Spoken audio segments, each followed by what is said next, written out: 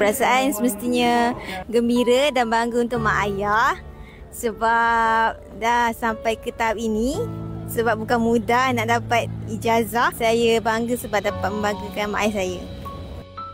Nama saya Ng Kuang Yi dari Course of Manufacturing Engineering dan saya dapat pingat emas Chancellor. Of course, kalau dapat anugerah ini memang banyak happy dan banyak bangga boleh terpilih untuk menerima anugerah ini, dan I harap lepas ni I boleh continue fighting and membalas ini jasa untuk keluarga I. So kita sama-sama jadi baik.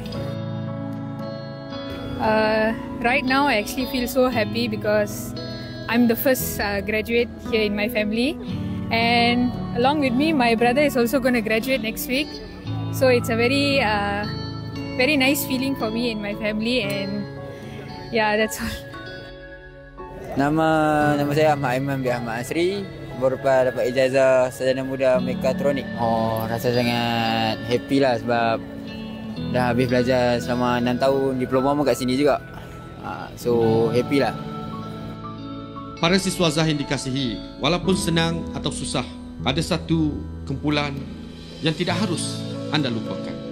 Jika belum bertemu, pejamkan mata sejenak dan bayangkan wajah ibu bapa, mama, papa dan waris anda.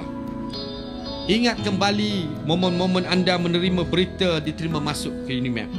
Apa reaksi mereka? Tahukah anda bahawa mereka menghabiskan masa, tenaga dan wang ringgit hanya untuk melihat senyuman dan kegembiraan anda di pentas tadi.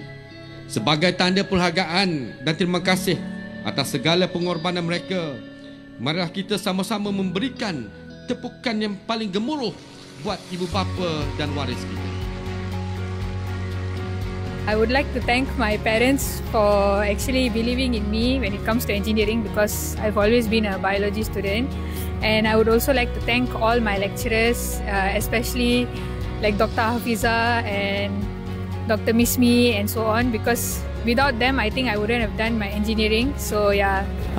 Saya ingin ucapkan terima kasih lah kepada lecturer daripada diploma yang dah ajar saya sampailah lecturer ke degree, supervisor saya, lepas tu kedua ibu bapa ayah saya, lepas tu kat family saya semua yang support saya dari dulu sampai sekarang lah. Raja berdaulat, rakyat berilmu, negeri sejahtera, terus maju. Serta salam ilmu, keikhlasan, kecemerlangan UNIMEP.